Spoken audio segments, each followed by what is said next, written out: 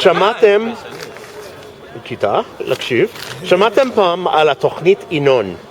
ינון? כן. על ידי עידו ינון ב-1882, שכתב משהו על שהתוכנית לישראל צריך להיות divide and conquer, לחלוקה, כאילו בעולם הערבי, ובעולם הערבי חוגגים על זה שחושבים שזה מה שישראל עושה, בגלל שמישהו כתב את זה פעם. מה העניינים? טוב, אני אשאל שוב. שמעתם פעם על תוכנית ינון? ינון. תוכנית ינון? כן. שכתוב ב-82, שכתוב מה העניינים? שכתוב מה? אתה אולי כן, אני לא. מה, שמעת? לא. אוקיי. שישראל צריך, איך אומרים? divide and conquer, לחלוק, לחלק ולכבוש. כאילו, לעשות כל מיני, נגיד בלבנון, שכל שבט, כאילו להדליק אותם, שכל שבט יילחם. הפרד ומשול. הפרד ומשול, כן. והמטרה, לפי כל הפרנואידים, זה שאנחנו נכבש מקהיר עד בגדד. זה המטרה. אלה שאלות ששאלו אותך עכשיו? כן, זה אחד ששאלו. אנחנו לא בתוך לבנון כבר 14 שנה, נכון? כן, אני יודע, אבל זה סורי ששואל את זה. אז אם שמעתם על דבר כזה ואתם חושבים שזה הגיוני? לא שמעתי על דבר כזה וזה לא הגיוני. לישראל יש אינטרס רק להגן על עצמה מפני ארגוני טרור שמאיימים לפגוע באזרחים חפים מפשע, וכשישראל נכנסה ללבנון ב-82, המטרה היחידה הייתה להגן על אזרחים ישראלים מאש"ף שישבו שם. השיתוף פעולה שהיה לישראל שם היה עם אזרחי לבנון נוצרים, ג'וני יכול להעיד על זה טוב יותר ממני אני חושב, וזה היה במטרה נטו להילחם בארגוני טרור, שום סיבה אחרת. מה גם שישראל לא נמצאת שם כבר 14 שנה, זה... What's your first name? Carl. Carl, where are you from? From the United States. Okay, and you're a student in Middle Eastern Studies? Middle East history, yes. What are you studying in Middle Eastern history? My doctorate is on a Syrian Nationalist Party, the Syrian Social Nationalist Party, from around 1932 to 1962. Oh, wow, okay. Interesting. Do you know a lot about Israeli history? Yes. Okay, so there's a thing called the Yinon Plan. Okay. Have you ever heard of it? I have not. I'm trying to... It's okay. Don't worry. Most people haven't. Yeah. Okay, so Yinon was apparently a master's student. Okay. I don't know where, somewhere in Israel, who developed a thesis that said there should be a divide and conquer policy for the Israeli government about Middle Eastern countries. Okay. And according to some conspiracy theorists who asked, the idea is, yes, Israel's been implementing that plan since 1982, plus with the goal of taking over the Middle East, all of the Middle East. Okay. Any thoughts on that? Well, I would say that his idea is not very original. The French used that policy to conquer Syria, pretty much divided the communities and used minority communities to join up through the military and then access the power that way. I don't necessarily see any evidence of Israel using that type of strategy of divide and rule. I know the accusations are out there, not even in Arab countries, but even within Israel itself, among the Arab community, dividing between the Druze, Bedouin, within Israeli society, Arab yes, Muslims, yes. Arab Christians, you name it. I mean, it's, you know, that accusation flies about, but I don't necessarily see any evidence of that. Okay, what would evidence look like? Actually, that's a really good question, because what is the difference between I promote certain sectors of society versus you know, I'm with this goal of divide and conquer? I mean, what would the evidence look like? I guess it would be difficult too, because how is power projected? How does Israel project power? Like, you have to remember, Israel is a tiny country, and there's a lot of internal dynamics in each Arab country that would militate against any sort of internal meddling, so to speak, of Israel. Are we talking still within Israel? Or No, are we talking outside now? Outside. Okay. I mean, you see, right now with everything that's going on in the Middle East and in the region, you do see overtures behind closed doors and efforts to, you know, maybe come to an understanding with certain Arab countries, notably like the Saudis, maybe on an issue like Iran. But Israel is not going to be able to do anything internally as far as Saudi society goes. There's not any sort of material to work with. Okay. They're not. The Iranians are obviously influencing the Shi'i community, Shi'i Saudis, and that's an issue. The Iranians are influencing in Yemen and pushing up into the Saudis. I'm just using the Saudis as an example. Yeah. The closest that Israel is getting to really getting involved now is in Syria, and doing the medical treatment of Syrian rebels. And that's questionable of how involved are they, who's Israel helping, who is Israel taking sides, or does Israel still want to see the Assad regime kind of survive in the long term? So the evidence would be hard to find, at least overt evidence.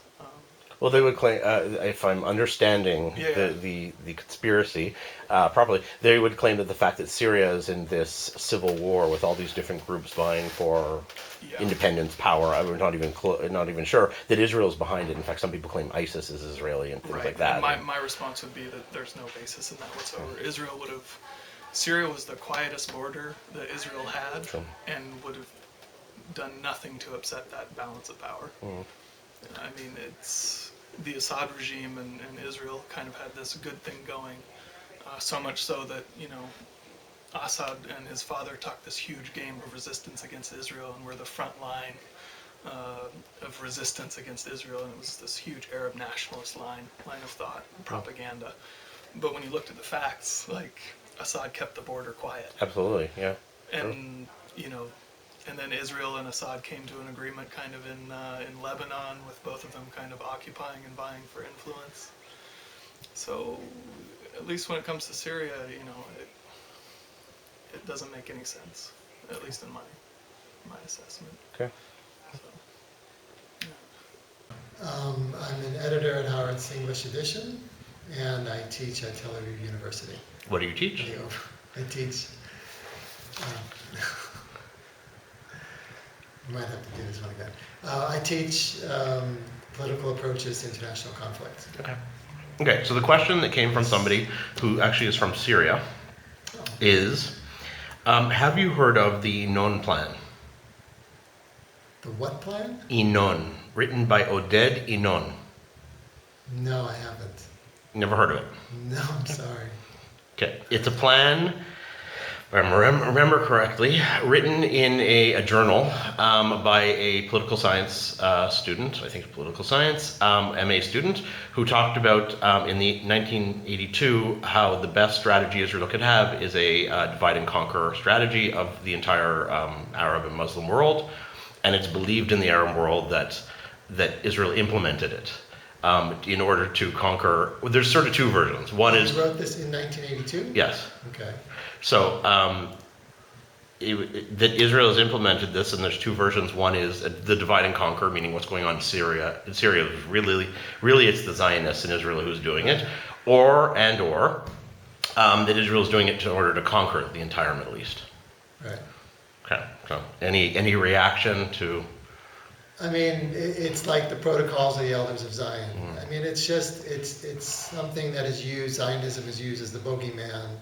It was used in the 1980s by the Iranians. They accused the Iraqis of being Zionist conspirators. The Iraqis accused the Iranians of being Zionist conspirators.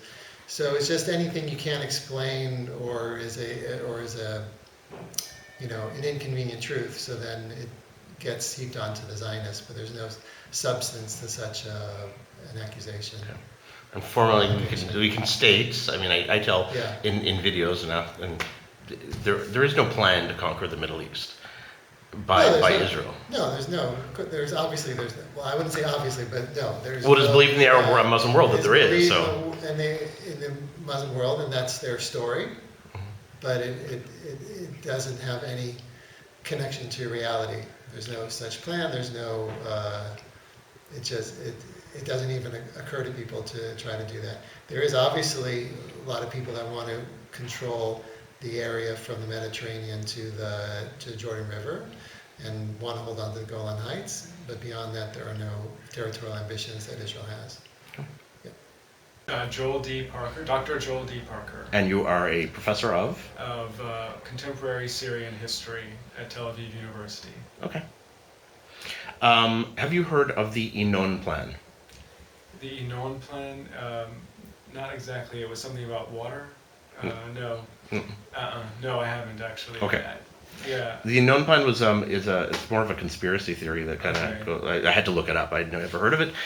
Based on a master's thesis of an Israeli student in 1982 who said that the policy of the Israeli government should be a divide and conquer policy of the Middle East, meaning where they try to divide all the Middle Eastern countries by ethnic groups, and that way, I guess, with the idea of at least it's been taken by the Arab world as therefore they're going to conquer all of the Arab world. Okay.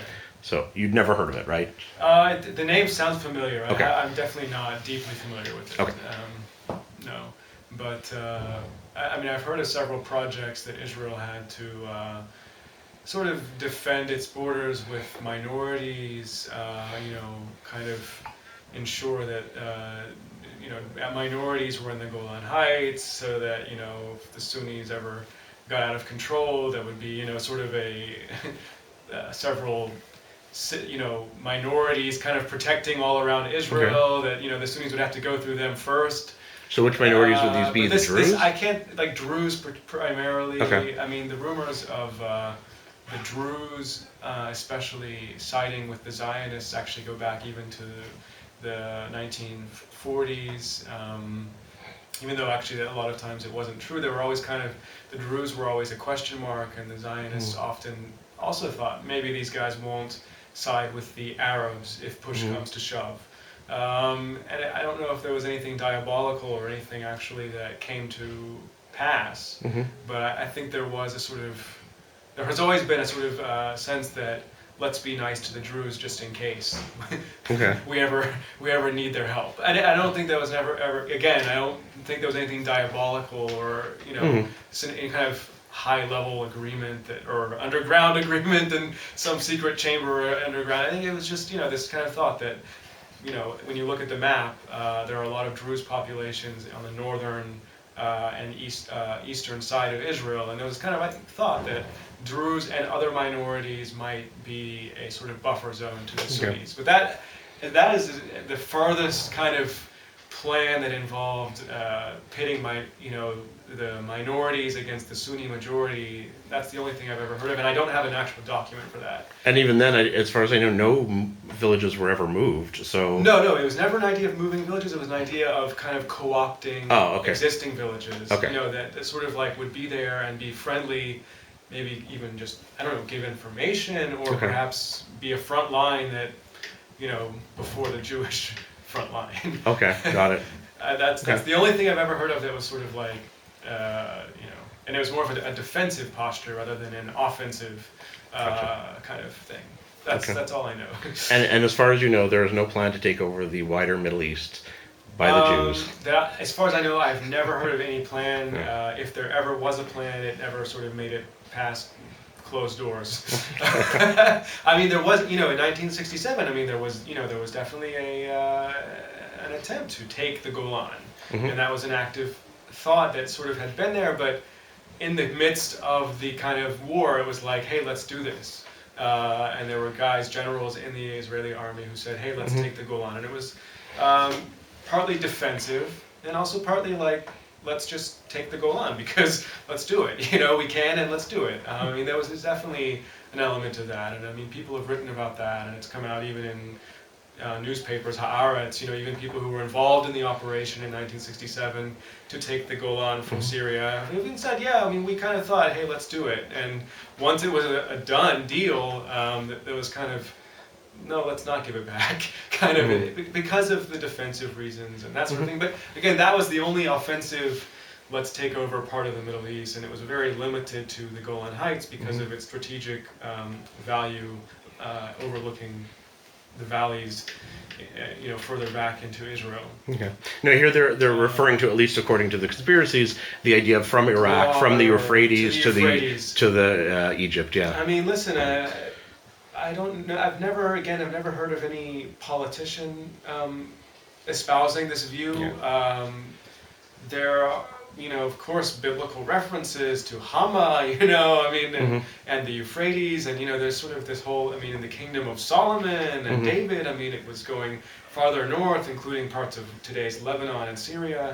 But as far as I know, no 20th century Zionist project ever seriously thought that the Jews would sort of rule over an enormously Sunni or Arab majority, as a tiny minority ruling over a giant majority. True. Yeah. I just don't think that was ever like on anyone's practical agenda. That's my opinion. I don't have documents to sort of back up at least the whole the Druze. I could find some information if you need. Okay. If somebody asks, if someone asks, I could find more information about that. But as far as I know, there was never a full-fledged plan to take over the Middle East or even up to the Euphrates. Yeah. Today, of course, and this is maybe off the record. Today, it's more likely than ever that. Yeah, sure. It's more likely than ever that, if Israel were to want to carry out such a plan, weirdly, there are probably certain groups on the outside of Israel's borders that would say, Israel's looking like a pretty good place compared to some of the areas of Syria right now. Yeah, I've heard that too. A couple of people say, well, maybe Israel should take over. I have Palestinian friends who are very anti-Israel, and they're like, maybe they should just take it over. Yeah, it's not on the at least my hipster friends in downtown Tel Aviv could care less, but I have friends in Syria who say, you guys have kind of figured it out. Like, maybe you should come over here and, just kind of organize it a bit. Well, hopefully that won't happen. Yeah, I hope for peace for them, but there's no we don't desire need it. on our part to do that. Yeah. Although, again, like from a humanitarian perspective, I would hope for a much better situation in Syria, regardless of who helps. If it's us, then hopefully it won't become a colonial empire. But if we do have the chance to help in some way, I personally am not against helping out more in Syria if we can. That's Me too. That's all I have to say, pretty much.